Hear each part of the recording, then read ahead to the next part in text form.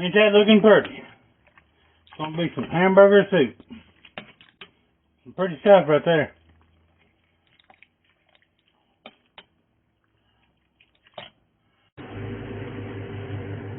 Howdy! Come on in here and find you a seat.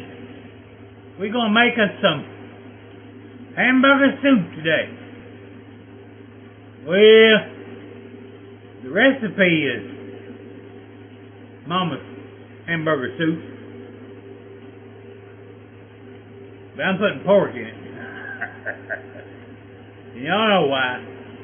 Those of you that follow us, you know we got several hundred pounds of that fresh ground pork, and it's pretty and red. Looks like beef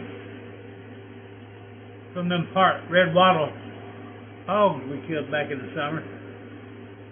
But we had it just ground, not sausage, just ground pork. It's some fine eating. But anyway, hamburger meat $5 a pound around here, most places, between 4 and 5.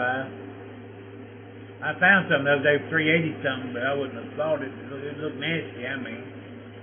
Looked like pink mud and little speckles of fat in it. It was gross.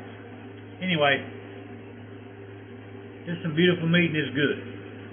So we're gonna make Mama's hamburger soup with ground pork instead of hamburger. But you can use any meat you want to. It's really, really good making it with ground deer, venison, whatever you want to call it. Anyway, that's what we're doing today, and it's going to be some fine eating. See, I got some way back memories of this. Mama used to make it in a glass gallon jug. And, people just worry themselves to death these days about, you got to get that in the refrigerator, So many hours after you cook it, this, that, keep temperature. Let me tell you something. Mom used to make that hamburger soup tonight. Put it in a big glass jug. In the morning, she'd put it on the dash of the truck and lay it on its side. There'd be a brown paper grocery sack laying up there. I can see cash and carry on that sack through the front of that windshield just like it was yesterday. And, it would have biscuits or cornbread, one in it. And that was our lunch that day. We'd take that out to the field. Whatever we was doing. A lot of times we was in the orange groves when I was little. When I was little, it was in orange groves. We didn't work in the oranges much after that. It was a rough job. But my dad, a few different places he drove a machine for that went around and picked up the tubs of oranges and dumped them on a semi-truck and stuff like that. And he would spray, run tractor spraying for them. Well, when it was, season to pick, Mom would take us kids out there, and even though he wasn't picking, he was having to do whatever his job was at the time. But we'd go out there and pick oranges, make more money. He'd come by and get off his machine and go up there and use it, pick the very top of Mama's trees for her. Help him because she got on the ladder some, but she wasn't too much on getting way up in there in them big trees. But anyway, that's what we had for lunch. Man, it was some good eating. We'd take that, set it up there, and it'd be hot. You know how hot a meal gets out in the sun. As those trucks said, it's purposely parked the windshield right straight, towards the sun. And where the food would be good and warm sometime to eat. It can be pretty cool outside. If you pick oranges in the fall, it'll be pretty cool some days. It'll be pretty hot in there. That Florida sunshine coming through that window. And some days it'd be fried chicken, fried taters.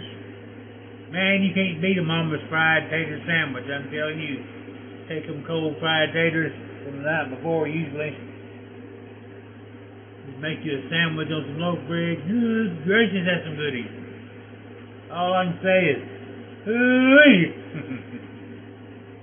But wasn't a thing in the world wrong with us kids going out there and working. Some people say, that's just fun, that's horrible. Kids having out there in the field working. No, it's exactly the opposite of horrible. is the most wonderful thing in the world for kids to get out there and work and help their families and learn where money comes from. You know, rather than thinking their mom and daddy just went and picked it off a tree somewhere to give it to them. Somebody had to work for them. Just because you don't mean somebody didn't. Some of the jobs may not be as hard as it was. Some of them harder. But let me tell you something. It's good for kids to get out and work. We used to go to Arkansas, work in the cucumber fields, I remember. I was so little, I couldn't even hold the buckets up very high. I mean, it was dragging on the ground just about. I took them buckets up to the truck, though, to get them dumped. Couldn't even pick them up high enough for the guy on the truck to get them to dump them. Somebody had to grab them and set them up there for me. But I worked all day long out there in that field. Sometimes we go home. Oh, we were just dead tired, whining, and we'd go home. But let me tell you something. As soon as those kids all got home, we was like rockets out there in the yard, just like any other kids. Well, no, different than the other kids. Don't see them out in the yard playing no more. But we was out there wide open, I mean, just like anybody else. But it was good for us. Physically, mentally, you know, character. Good for it. I didn't know it at the time. I know it now. You know, kids these days, even, and I'm not, you know, talking about anybody else's kids, even my own, you know, my own grand youngins are the same thing, you know, mama this, mama that, and the dollars, you know, and I just, you know, yes, there was times maybe I got money from mom and daddy, but something particular, but most of the time I just found my own way of getting it. You know, I went and worked for somebody. I could walk to the store and pick up Coke bottles, of course, so I had that luxury.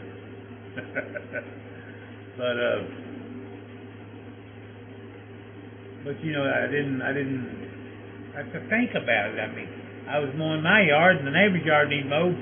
I drove over there. You want me to mow? I didn't ask how much you gonna pay me. Mowed the cotton picking yard. They gave me what they wanted to, you know. And some of them give you more than what you deserve. I guess because you didn't ask.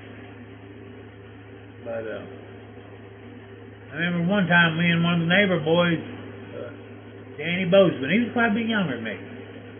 But me and him, a neighbor that lived behind us, made all kinds of little terrariums and stuff, you know, and we put these cactus in them and different things. Well, they moved out of the neighborhood. When he left, all that stuff he used to make that stuff with, he just threw it out back, the back of his place, which across the fence was our place, an orange grove.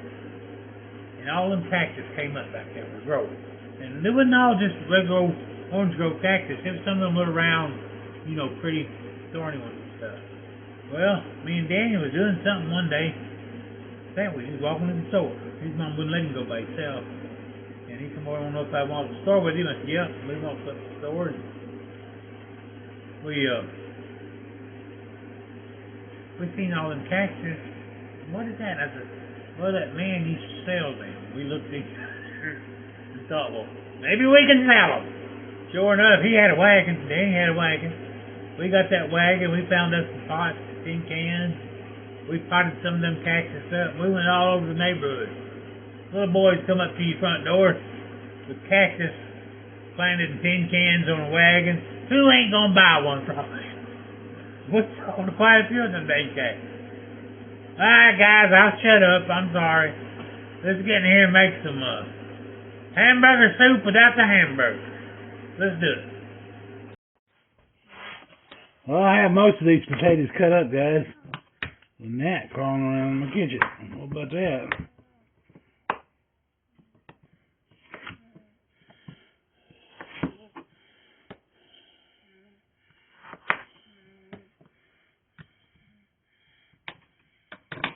Alright. We're calling this hamburger soup because that's what we've always called it. My mom used to make this a lot. I remember her making it in a gallon jug full of this. should make a bunch of cornbread or biscuits, either one, have them in a brown paper sack. And people are so worried about, oh gosh, gotta keep that food, you know. Let's see. Keep that cold, keep that hot, you know. Well, Mom used to take a gallon jug of this soup, made the night before, put it in a gallon jug, and we'd take it to the field the next day to work. It would be on the dash of the truck, on its side, in the sun. That's how we warm the food up to eat it. There'd be a brown paper grocery bag up there. Some of these kids probably don't know what a brown paper grocery bag is, do they? But anyway, it would be up there with either biscuits or cornbread in it. And that jug would be full of hamburger soup. Man, it was pretty. I might not have thought so at the time as a kid, but remembering back, I remember how pretty it was now. In that jug. But that was some good eating. So, you know, out there in the fields working, it was either that or somebody would run get a pound of bologna and a loaf of bread. I'm going to say most of us would probably rather had Mama's homemade soup than bologna.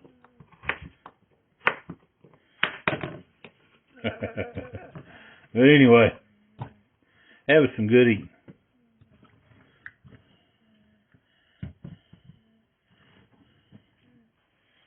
I won't make y'all watch me peel all these. Look at these pretty Roma tomatoes, guys. All we have here in town where we live is a Walmart grocery. We have a Winn-Dixie, which thinks they're Publix these days with their prices. And of course, Walmart has always been the best at making people think they were the cheapest. But no way were they ever the cheapest. We do have a Save-A-Lot, which has got pretty good prices on what they have. But, you know, they are limited. I mean, what you can get at Save-A-Lot. We went over to Gainesville, our glasses, eyeglasses a couple nights ago, and they have an Aldi's over there, and it's about 36, 37 miles from us, so it's not someplace we can patronize on a regular basis. But we had to go get our glasses over there, so I told her, I said, let's go by Aldi's. We love Aldi's. We used to be about 6 miles from one before we moved, and that was nice. But anyway, these same tomatoes that are $2 a pound over here was 89 cents a pound at Aldi's. So I knew I was going to be making this soup. So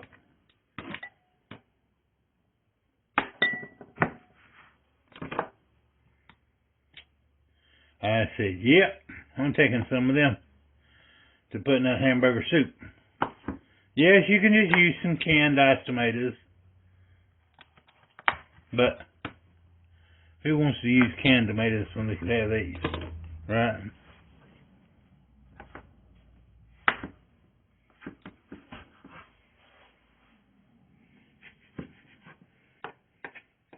I gotta go over and dig and try to find another knife. I looked for my sharpener a while ago and I couldn't find it, the one that I can operate with one hand.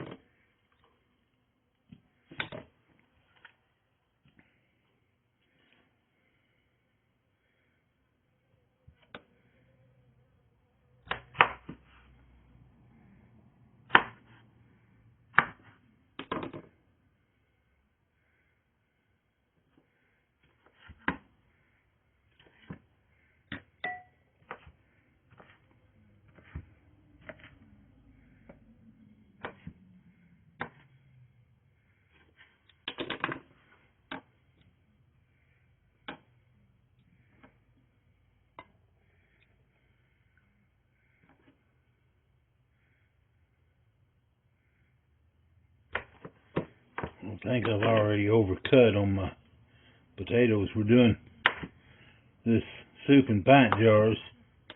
Same thing, so that way it's good for... Well, at lunch I'm here by myself. And Bama girl, she's at work by herself. And that, you know, she can grab a pint jar and take it to work. She don't have to worry about keeping it cool. Don't have to worry about leftovers, you know.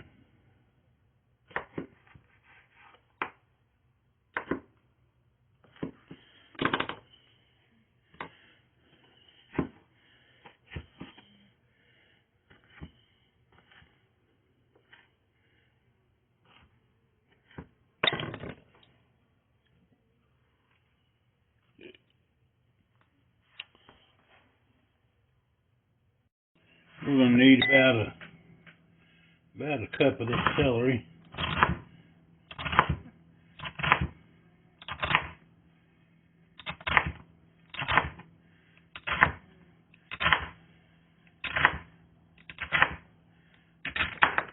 I think that's about to do it. I said probably a cup and a half, ain't it?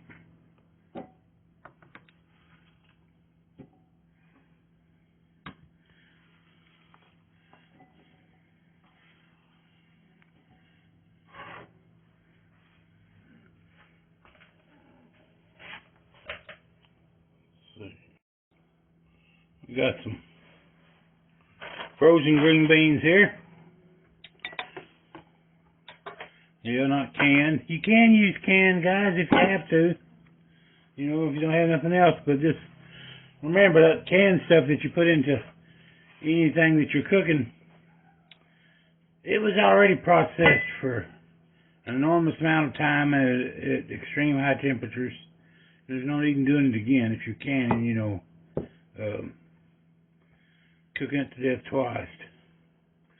So frozen stuff, it's only been blanched. You can tell by the color of it, you know, darkened up a little bit there that it was lightly blanched.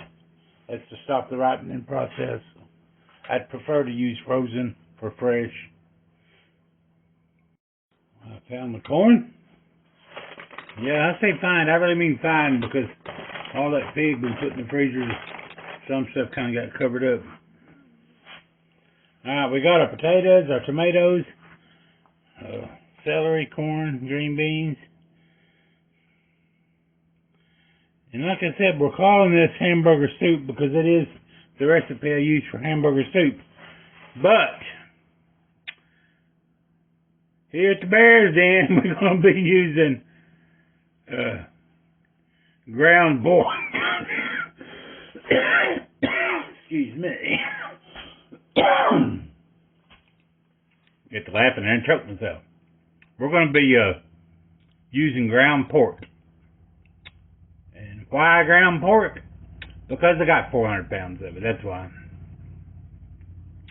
Who wants to pay $5 a pound for ground beef when you got, you know, a freezer full of meat?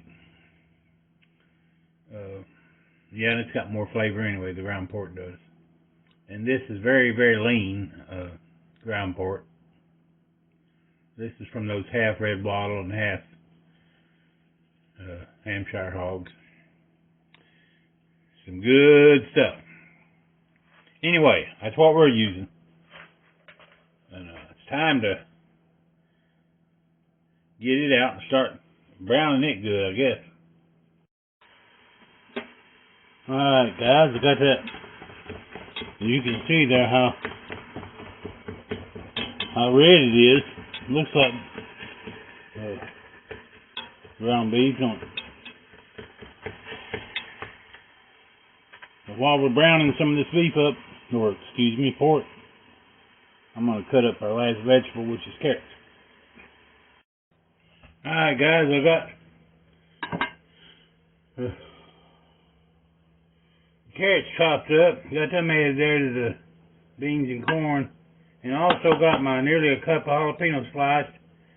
Yeah, that's one ingredient Mama didn't have in hers. But I sure do like them.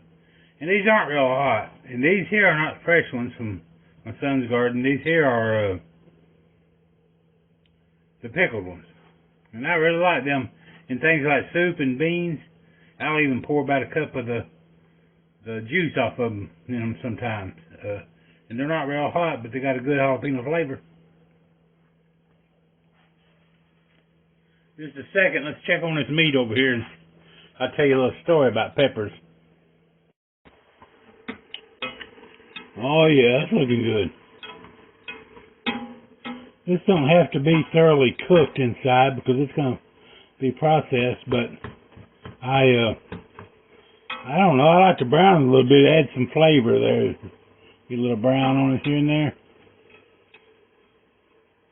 I guess in fancy chefs call it caramelized, maybe.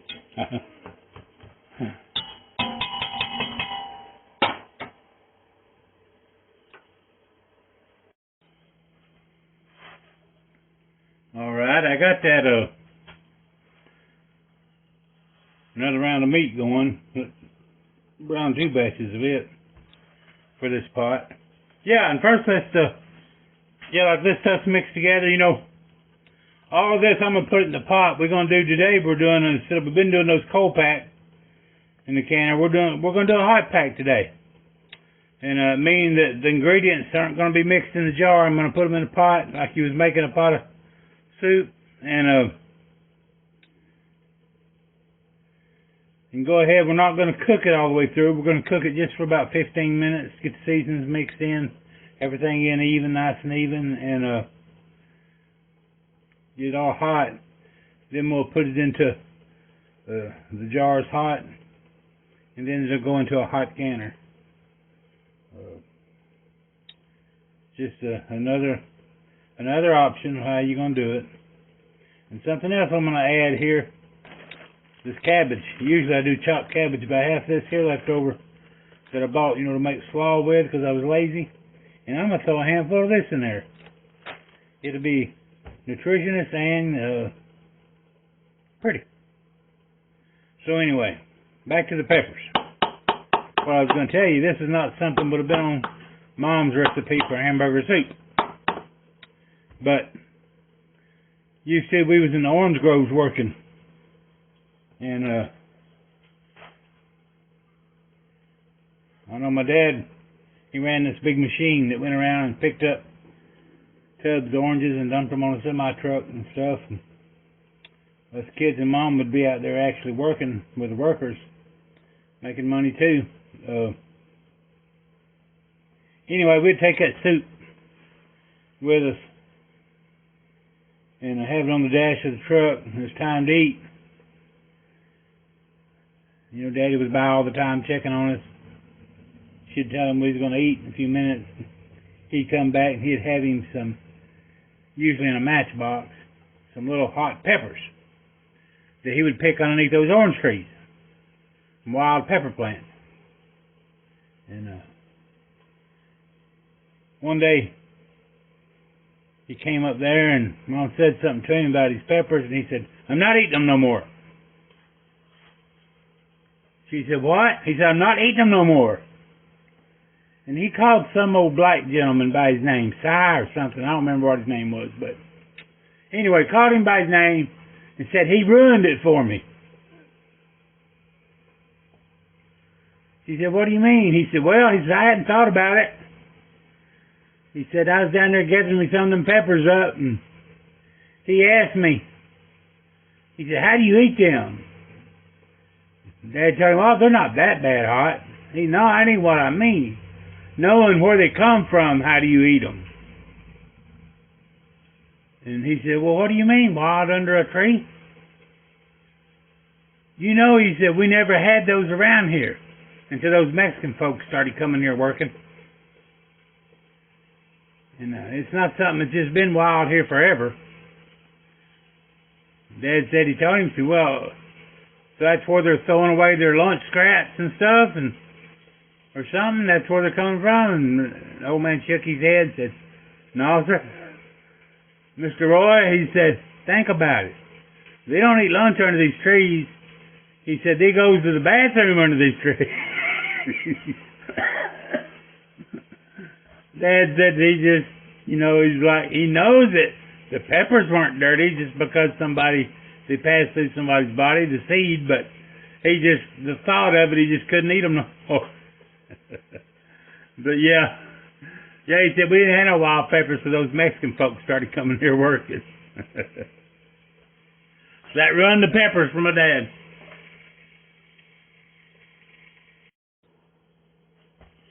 And we got plenty of these onions left over from yesterday too.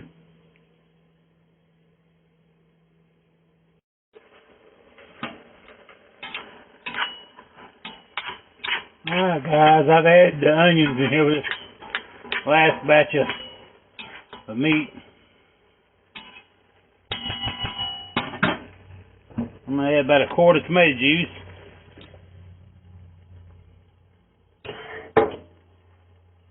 And here I got our corn, our green beans, our carrots, jalapenos, handful of cabbage, and our what else did I put in there? I guess that's it, ain't it? Oh no, celery's in there. We just add all that in at the same time.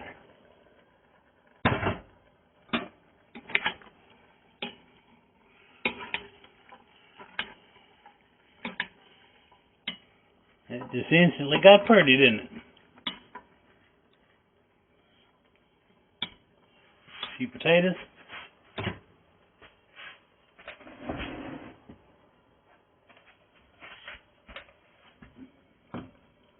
Tomatoes.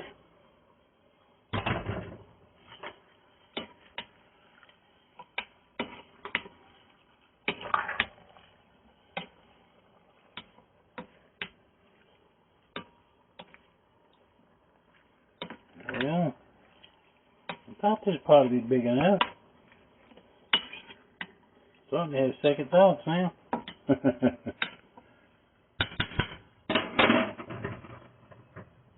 Well, these tomatoes will cook way down, so I'm going to go ahead and put them all in there. Whip up.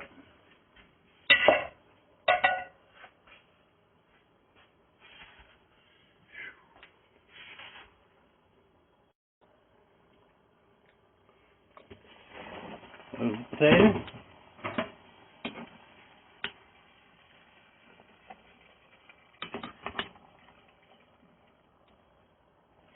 I might swap this out to a bigger pot. But like I said, it ain't really going to be cooking in here anyway. All we're really going to do is be heating it up. Mixing some seasoning in it.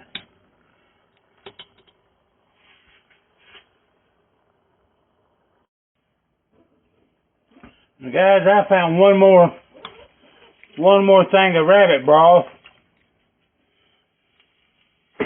One more quart of rabbit broth in there. I think there's another one. I just got to dig it out. But you use whatever kind of stock or broth you got. Or you can use water if you need to.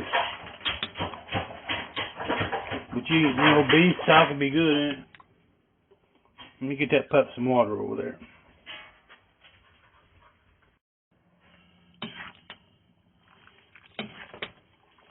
Is that looking pretty?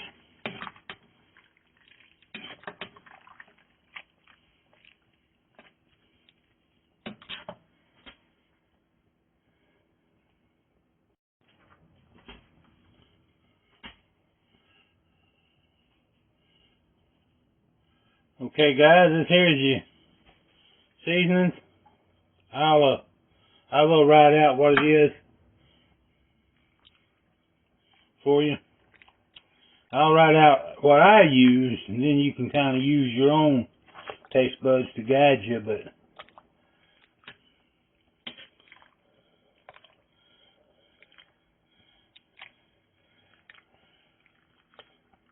just remember, this is a big pot I'm making. This is over 2 gallons right here. So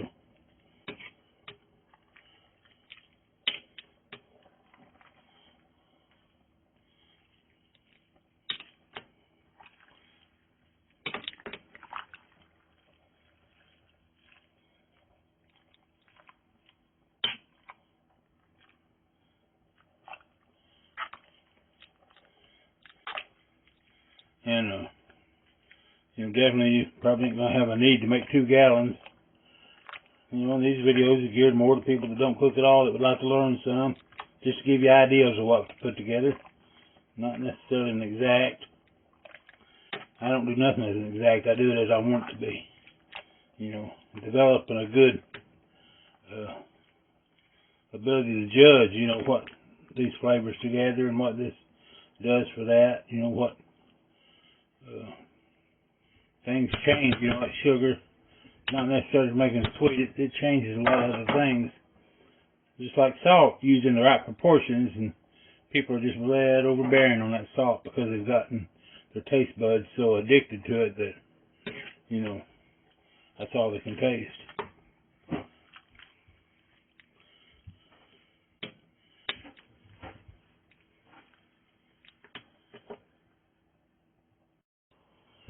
I think I need a little what's pretty ain't that broth is. Let's taste a little bit there. Ooh, that's good. Gonna be just right, guys. Just right. It's cooking down a little bit now.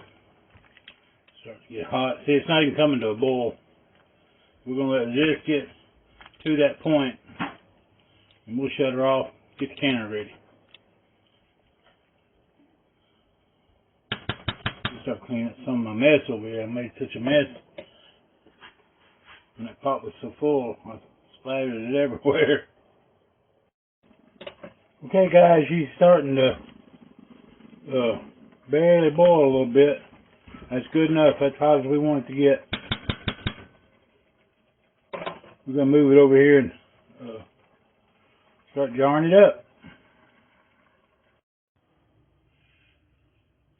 Okay, guys, we got her moved over here to the counter.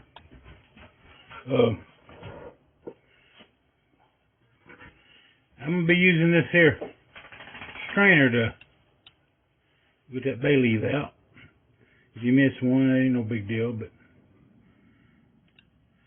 to get this out, we're not trying to get the liquid out because it'd be hard to try to balance liquid and solids, you know, get them out with a spoon or a cup, a dipper, put them in these jars. So what we do is I just go for the solids first, and then we'll top the jars off with the liquid out of the pot.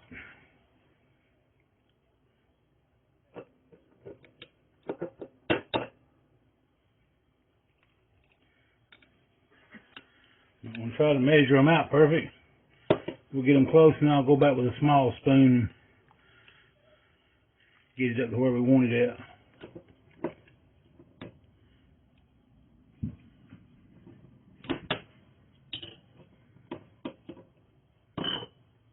Yeah, I went over there trying to get it too close.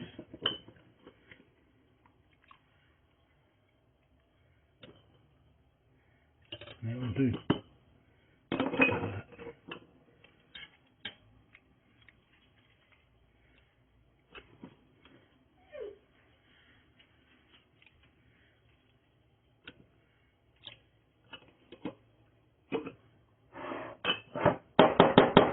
See how she goes right down?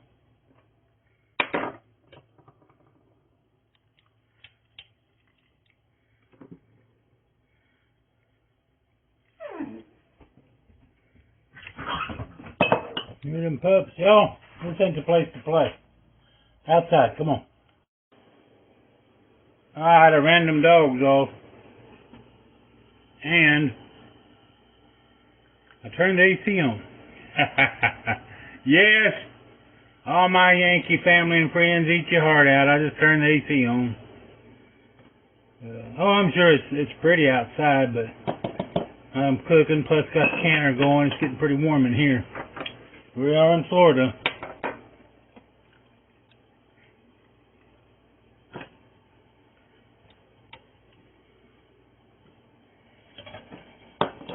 So, we got the AC percolating.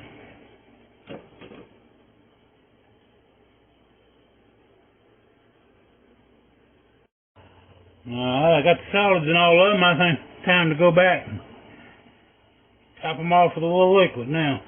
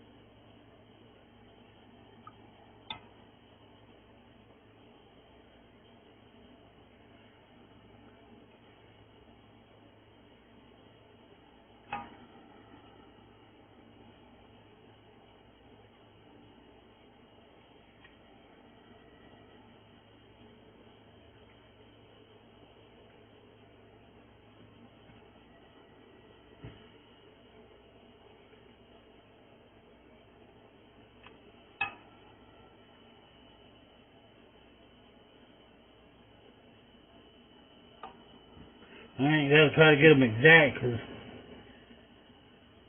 we're gonna go back and debubble them. And we'll have to top them off again.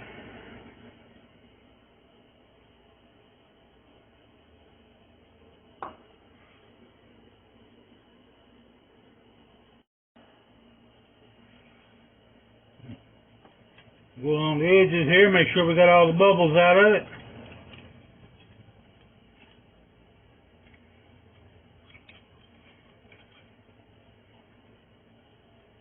They make a plastic tool for this. You can use a plastic knife.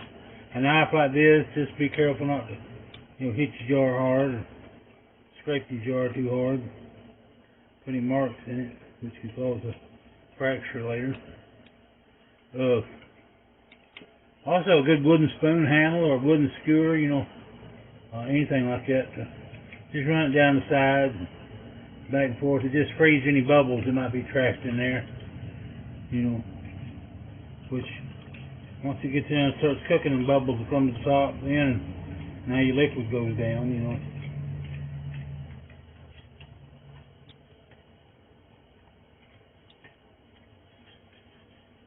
These are looking pretty good.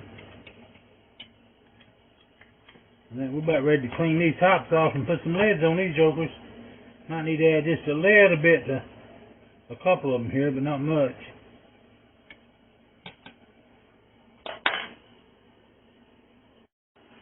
For any of you guys just getting into canning, what we got here is some white distilled vinegar and a clean white towel. We're just going to go around the tops of these jars and make 100% sure there ain't no greasy food substance on the rim of the jar, which could compromise the seal. And as hard as you try, there will still be one from time to time. The jar looked perfect, everything was done right. You'll still have one didn't seal. I had one last night in those beans. Out of the can, there was one didn't seal for some reason. Looking at the lid when I took it off, it looked like a tiny particle of something on it. I couldn't really tell for sure, but anyway. With no harm done, that's what I had for lunch a while ago.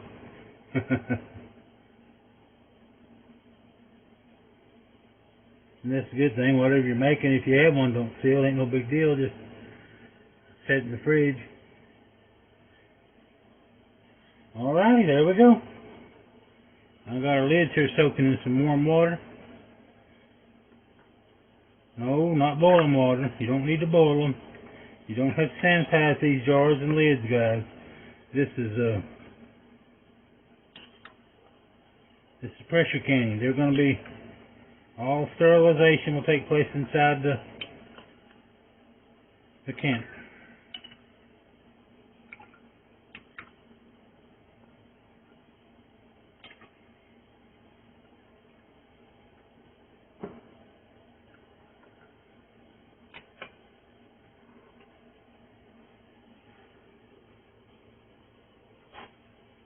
Let me find my rings.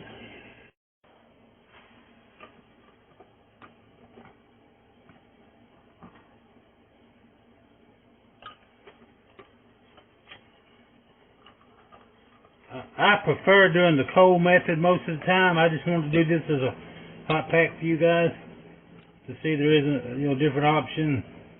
It's pretty easy, putting everything in the pot, stirring it up together, rather than trying to divvy it up in each jar. But I don't like doing a hot pack for another reason. It's because having one working hand, I have to trap these jars between my hip and the cabinet in order to hold them enough to finger tighten the lid if I'm by myself doing it. And it can be not fun handling these jars. We just put that boiling soup into. So I'm one short. I'm going to have to locate the oddball in it. Well, I'm going to find that other lid, guys, and then I'll get these tightened up. Okay, guys, our pots, our canner started boiling a while ago, and I turned it down. But it's hot. It's ready. I'm gonna load these in. I put what we had left in a small pot over here, and letting it simmer, finish cooking it, you know, because we didn't cook it. The potatoes were still raw. So we need to finish cooking that, and we'll have that for supper tonight. Maybe take it up there and share with the kids. I think my son was going to make some butternut squash that we picked up from Aldi the other night. Alrighty, let's get I'm going to get these put in the pot. I'm not going to make y'all watch me. Okay, all 10 of them fit in there perfectly.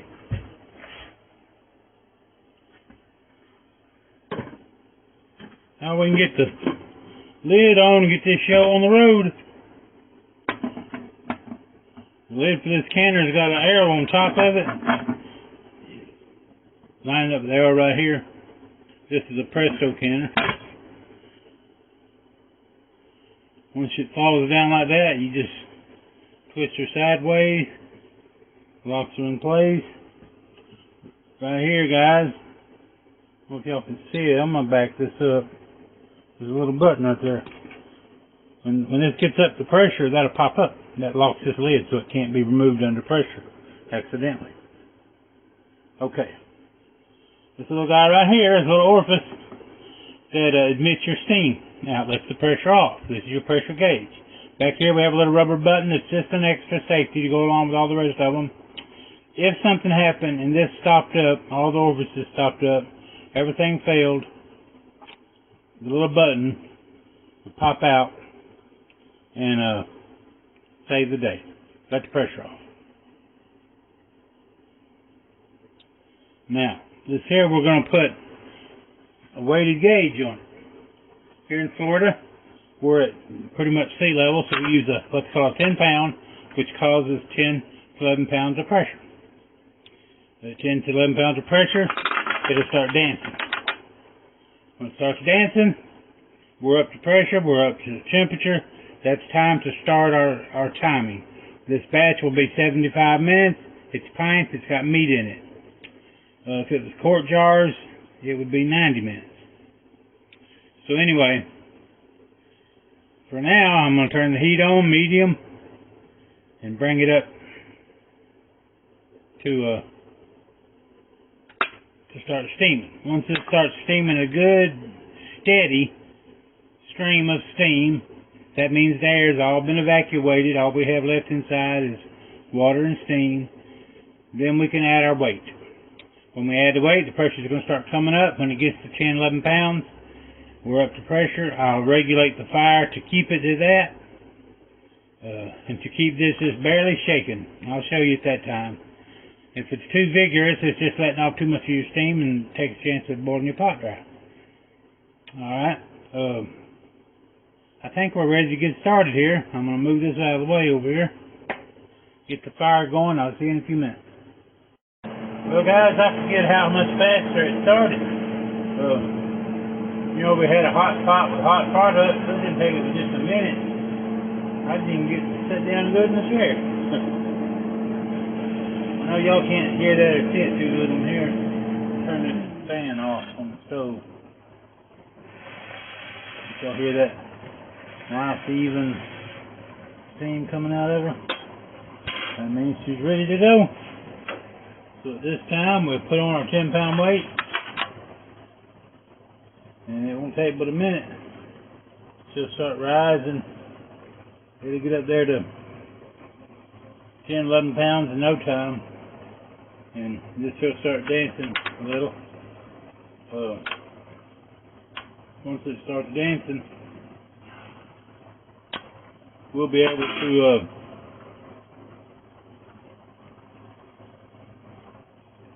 start our processing time. Again, once it starts dancing, means that I ain't come over here and look, and it'll be up 10 pounds of pressure. I'll set my alarm on my phone for 75 minutes. 75 minutes, she'll be finished. After that 75 minutes, I'll come over here and turn the heat off. There's no need in filming that. I'll just turn the heat off, and then I'll let it set for about 45 minutes. I'll turn the camera back on, talk to y'all a little bit, and what we'll do at that time is we won't take the product out, but we will crack the lid open just to keep it. If not, it'll take it 3 or 4 hours to cool down now. So crack the lid open a little bit at that time. Once all the pressure is gone, you know, don't hurt to open it up a little bit, and that lets some of the heat out a little bit quicker. We don't want to cool it off fast. You know, if we take it out at that time, it'll be too fast. Alright, I'll talk to you in a few minutes.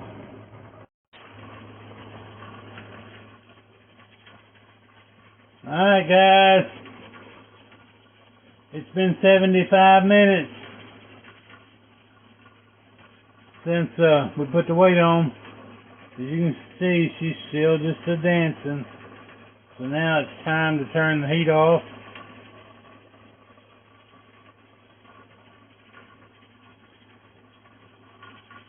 And let her start cooling down. It's cool enough to crack that top off. Bring y'all back.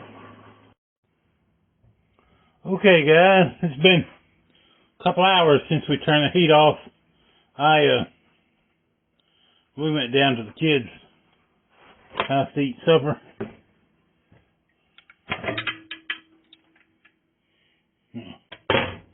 Now, what you gotta watch for is, even though it's been that long, these cotton picking jars will still be very, very hot.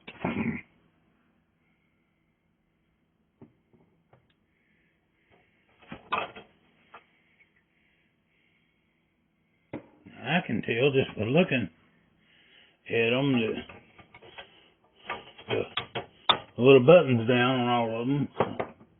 We got seals, you know.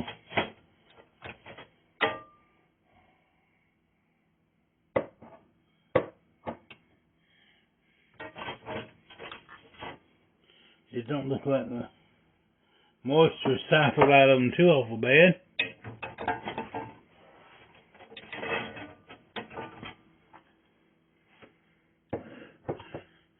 They're cool enough we can set them on the counter here directly without hurting anything.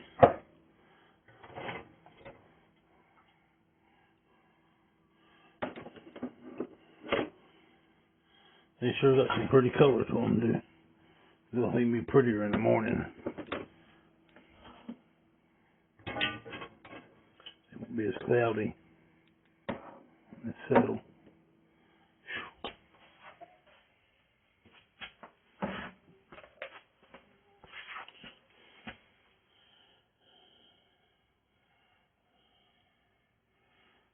I'm going to try to remove this from the stand and show y'all.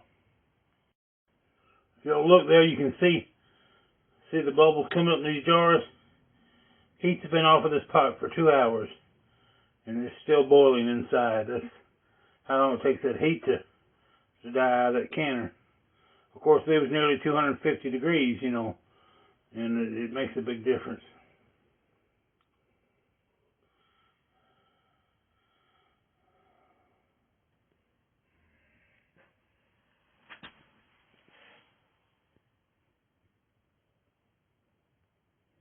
Looking good.